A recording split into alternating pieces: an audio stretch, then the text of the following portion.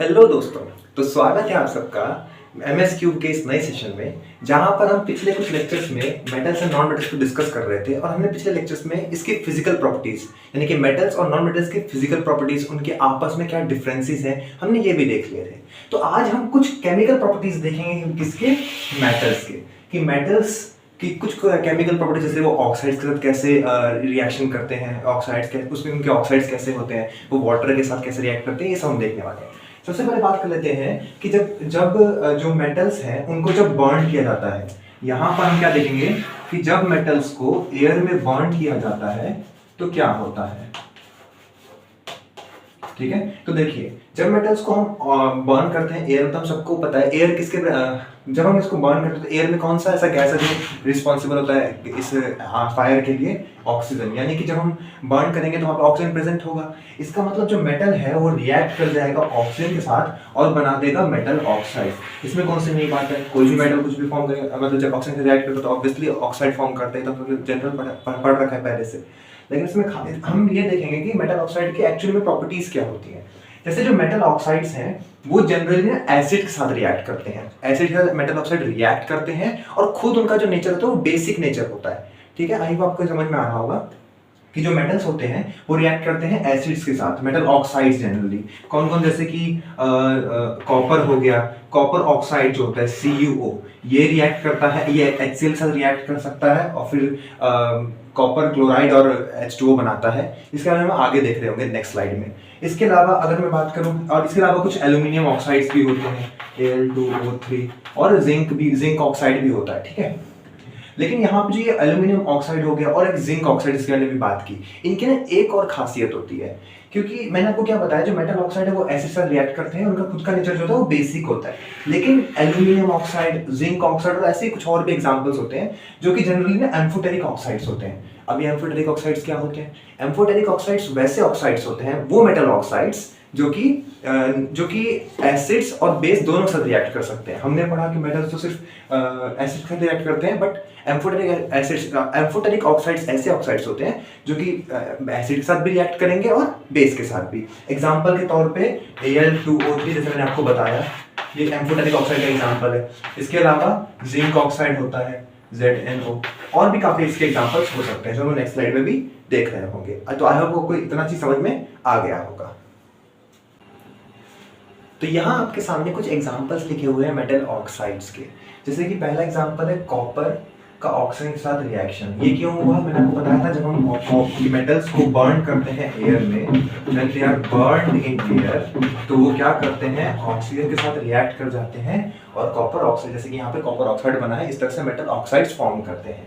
ऐसे ही ये एल्यूमिनियम के एग्जांपल आपको लिखे हुए हैं। अच्छा, इसके अलावा मैं आपको बताया था कि जो एल्यूमिनियम है वो एक एम्फोटेरिक ऑक्साइड है। ये सब क्या है, एम्फोटेरिक ऑक्साइड्स होते हैं। तो एम्फोटेरिक ऑक्साइड्स क्या होते हैं, जो कि एसिड और बेस दोनों के साथ रिएक्ट करता है। ठीक है ना, तो जैसे हम यहाँ पे देख पा रहे हैं, जो एल्यूमिनियम ऑक्साइड है वो पहले HCl क्या है, हाइड्रोक्लोरिक एसिड, इसके साथ रिएक्ट करके क्या बनाता है, एल्यूमिनियम क्लोराइड बनाता है और वाटर फॉर्म करता है। ये तो यहाँ पे आप क्या देख पा रहे हैं कि जो एल्यूमिनियम है उसने एसिड के साथ रिएक्ट किया, यहाँ पे ये बैलेंस किया हुआ है, 6:3 से बैलेंस किया हुआ है। इसके अलावा जो Al2O3 है, आप देख सकते हैं कि जो एल्यूमिनियम ऑक्साइड था उसने पहले एसिड से रिएक्ट किया और एल्यूमिनियम क्लोराइड फॉर्म किया। अब हम देख पा रहे हैं दूसरे रिएक्शन में कि जो एल्यूमिनियम ऑक्साइड है उसने बेस के साथ NaOH क्या होता है, ये एक बेस होता है, बहुत ही स्ट्रॉन्ग बेस होता है, सोडियम हाइड्रोक्साइड। ये क्या करता है, इसने जब एल्यूमिनियम ऑक्साइड ने इसके साथ रिएक्ट किया तो क्या फॉर्म किया, सोडियम एल्यूमिनियम ऑक्साइड। ठीक है, NaAlO2। ठीक है, तो इससे हम क्या कह सकते हैं कि एल्यूमिनियम ऑक्साइड की एक ऐसी प्रॉपर्टी है ये, जिसके थ्रू ये एसिड और बेस दोनों के साथ रिएक्ट कर पाता है। अच्छा, एक और चीज जो आपको पिछले स्लाइड में बताना भूल गया था, वो ये कि जो जनरली मेटल ऑक्साइड्स होते हैं वो क्या होते हैं, वो इनसॉल्युबल होते हैं, किसमें, वाटर में। लेकिन कुछ ऐसे ऑक्साइड्स होते हैं मेटल के जो कि वाटर में डिसॉल्व हो जाते हैं। एग्जांपल के तौर पर ये देखिए, जैसे ये है सोडियम ऑक्साइड, तो ये क्या किया, इसने क्या किया, ये वाटर के साथ रिएक्ट करके क्या फॉर्म कर देता है, ये सोडियम हाइड्रोक्साइड फॉर्म कर देता है, और ये एक एल्कली है। एल्कली मैंने आपको बताया था जो कि बेसिक नेचर का एक कंपाउंड होता है, जो कि हम इसके आगे बाद और ज़्यादा डिटेल डिस्कस करेंगे। इसके अलावा जैसे हम यहाँ पे देख पा रहे हैं कि जो पोटेशियम ऑक्साइड है वो भी क्या कर रहा है, वाटर के साथ रिएक्ट करके क्या फॉर्म करता है, पोटेशियम हाइड्रोक्साइड फॉर्म करता है। और ये भी एक टाइप का एल्कली है, जो कि इसका मतलब ये है कि जो जिसका जो नेचर होगा वो बेसिक होगा, ऐसा हम लोग को पता रहता है इस बारे में। ठीक है, इसके अलावा कुछ छोटे छोटे पॉइंट्स और भी हैं, वो मैं आपको यहाँ पे लिख देता हूँ। आई होप आपने ये चीज़ नोट कर ली होगी। तो एकदम स्टार्टिंग के जब मैंने चैप्टर नंबर 1 पढ़ा था, उसमें मैंने आपको रिएक्टिविटी सीरीज बताई थी, उससे से रिलेटेड ये पॉइंट है कि जो सोडियम है, सोडियम एंड पोटेशियम को मैं के लिख देता हूँ। ठीक है, तो सोडियम और पोटेशियम जो है वो लोग बहुत ज़्यादा हाईली रिएक्टिव होते हैं, दे आर हाईली रिएक्टिव। इससे क्या होता है, देखो इससे हमें ये पता चलता है, तो ये लोग क्या करते हैं ना, आसानी से ये क्विकली रिएक्ट कर जाते हैं, क्विकली रिएक्ट विद ऑक्सीजन। आज वो आपको चीज समझ में आ रही होगी। लेकिन इससे हमें क्या पता चलता है कि कुछ मेटल्स ऐसे हैं जो कि कुछ अलग रेट पे ऑक्सीजन से रिएक्ट करते हैं, कुछ मेटल्स ऐसे हैं जो कि अलग रेट पे। क्या कहने का मेरा मतलब है यहाँ पे, मेरा मतलब ये है कि हर मेटल का अपना अलग अलग टेंडेंसी है, अपने अलग अलग एबिलिटी है ऑक्सीजन के साथ रिएक्ट करने की। जैसे कि मैंने बताया सोडियम और पोटेशियम जो है वो बहुत ज्यादा तेजी से रिएक्ट करते हैं ऑक्सीजन पे। इसके अलावा जो गोल्ड होता है, गोल्ड हो गया और सिल्वर हो गया, वो क्या करते हैं, डू नॉट रिएक्ट विद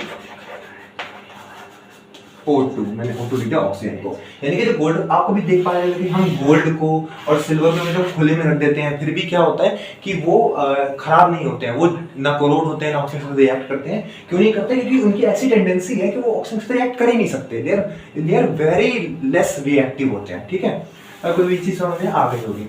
इसके अलावा कुछ और बेसिक चीज़ें बात कर रहे थे जो आपसे एक एक नंबर में पूछ लेता है कि जो कॉपर ऑक्साइड है, कॉपर ऑक्साइड इसका कलर क्या होता है, ये ब्लैक कलर का होता है। ठीक है, इसका कलर आपसे कई बार इसके कलर पे क्वेश्चन पूछ लेता है एक नंबर में, तो आपको पता होना चाहिए जो कॉपर ऑक्साइड है उसका कलर क्या होता है, ब्लैक कलर का होता है। जैसे सिल्वर का जो वो होता है, सिल्वर का ऑक्सीजन के साथ जो रिएक्शन होता है वो बनता है Ag, और गोल्ड का अगर मैं बताऊं तो गोल्ड का भी ऐसा ही होता है, जिसको जो बनता है AuO। ये कुछ एग्जांपल्स हो गए मेटल ऑक्साइड्स के, जनरल एग्जांपल्स। ऐसे आप खुद से बहुत सारे एग्जांपल्स बना सकते हैं, मैंने एग्जांपल आपको पहले भी दे दिए थे, बट ये कुछ 2 एग्जांपल्स मैंने आपको एक्स्ट्रा यहाँ पे बता दिए। आपको जो मेन पॉइंट्स यहाँ पे ध्यान रखना है वो ये कि सोडियम जो होता है और पोटेशियम जो होता है वो हाईली रिएक्टिव होता है। चाहे तो मैं रिएक्टिविटी इस पे एक और वीडियो में दोबारा यहाँ पे आपको अपलोड करके दे दूंगा, तो आप इससे समझ सकते हैं इस चीज को। अच्छा, एक और चीज है, सोडियम और पोटेशियम जो है इन्हें हम ना ओपन नहीं रख सकते, ओपन एयर में ना ऐसे खुले में नहीं छोड़ सकते। क्यों नहीं छोड़ सकते, मैंने आपको अभी बताया कि दे आर हाईली रिएक्टिव। अगर ये बहुत ज्यादा रिएक्टिव है, इसका मतलब क्या, अगर आप इसे ओपन में रखेंगे तो ये ऑक्सीजन से रिएक्ट कर जाएगा। इसी वजह से जो सोडियम है, सोडियम Na एंड पोटेशियम यानी कि K, दे आर कैप्ट इन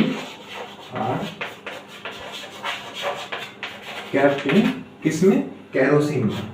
ये ना इसका क्वेश्चन ये वाला क्वेश्चन पूछा जाता है कि सोडियम और पोटेशियम को हम लोग ओपन में क्यों नहीं रख सकते, तो उसका आप क्या आंसर लिखेंगे कि सोडियम और पोटेशियम वो हाईली रिएक्टिव होते हैं, और इतने ज्यादा रिएक्टिव होने की वजह से हम इन्हें केरोसिन में डालते हैं ताकि क्या होता है, ये ऑक्सीजन के साथ रिएक्ट ना कर पाए। आई होप आपको ये चीज समझ में आ रही होगी। इसी तरह कुछ और बेसिक चीजें आपकी बुक में लिखी हुई है, जैसे कि जो मैग्नीशियम है वो मैग्नीशियम ऑक्साइड फॉर्म करता है, उसके ऊपर एक मैग्नीशियम ऑक्साइड की लेयर बनी होती है।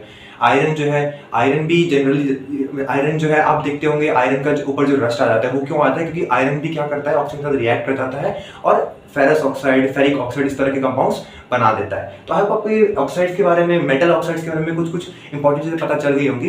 तो ये पहला पॉइंट था, ये पहला टॉपिक था मेटल्स के केमिकल प्रॉपर्टीज का, जिसमें हमने ये बात कर लिया कि जो मेटल्स है वो ऑक्सीजन के साथ किस तरह से रिएक्ट करते हैं। तो इसके आगे के केमिकल प्रॉपर्टीज हम अगले लेक्चर में डिस्कस कर रहे होंगे। तब तक आप इन सब नोट्स को आप खुद भी लिख सकते हैं, वरना आप इसको आप हमारे टेलीग्राम ग्रुप से ऑब्वियसली कैप्चर कर सकते हैं। तो मैं आपको टेलीग्राम ग्रुप का लिंक भी डिस्क्रिप्शन में दे दूंगा। तो आई होप आपको ये चीज समझ में आई होगी। मिलते हैं नेक्स्ट वीडियो में, तब तक के लिए पढ़ते रहिए।